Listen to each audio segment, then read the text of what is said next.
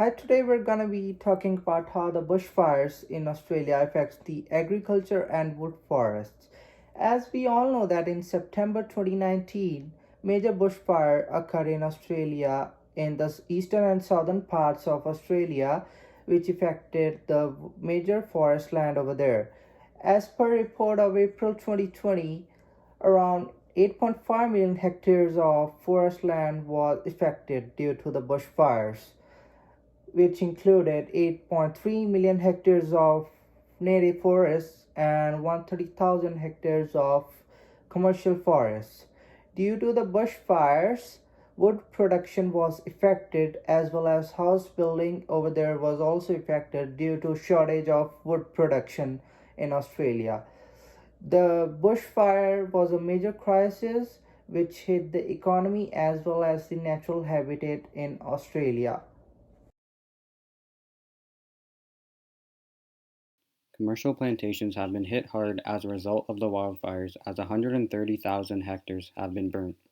8.3 million hectares of native forest have been burnt, showing a bigger number may be misleading in relation to impact, and here's why. The area of plantation is rather small compared to the native forest, but it still represents a significant portion of the commercial plantation estate. Small areas of plantation play a big part in log supply as they generate a large amount of wood on a per hectare basis. Both softwood and hardwood plantations inside the fire extent are seeing a decline in global trade value, showing how important the recovery process will be. COVID-19 has caused restrictions to construction work, which will be pushed back recovery phases, giving Australia even more of a challenge to rebuild the wood processing industry. Commercial plantations being burnt is not only affecting the wood processing industry, but also global trade for Australia. Another major factor that was affected was the hardwood pulp logs, which is mainly used for producing high-end paper and paperboard products such as printing and writing paper. So most of the hardwood pulp logs harvested in Australia come from plantations and are exported for processing overseas.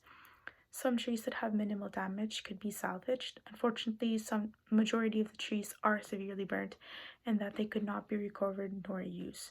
This poses some challenges definitely for this sector. However, there are a few alternatives for hardwood pulp logs, which is softwood, which are used for packaging, industrial paper, and other paperboard products.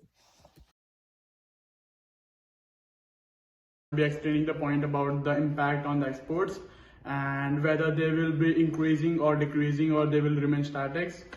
But after doing the research, it has been found that the impact on exports could be delayed because of the three following reasons. The one possible explanation for the reliance of trade is that China, Australia's largest buyer from raw timber and fruit fiber products, has continued to accept log and wood chip exports from Australia despite reduced manufacturing activity. The demand for Australian exports may fall as Chinese manufacturers draw down on these stocks instead of importing. The second most important reason is there could also be further decline in the exports of the demand for Chinese manufactured wood products faced as a result of reduced economic activity in other countries like USA, Europe, China, and Japan. Similarly, the impacts of bushfires may not have been followed through the aggregate trade stats for the first few months of 2020. Thank you. I'm going to talk a little bit about how the export prices of Australian lumber is expected to fall. So because of the bushfires that happened in 2020, as well as global recession, there is a lower demand for many of the wood products that Australia provides, especially for construction. It has caused international prices to decrease, especially the prices for logs and fiber from Australia. This also means that saw logs with smaller diameters and lower quality pug logs have a higher supply and have lower prices because of this.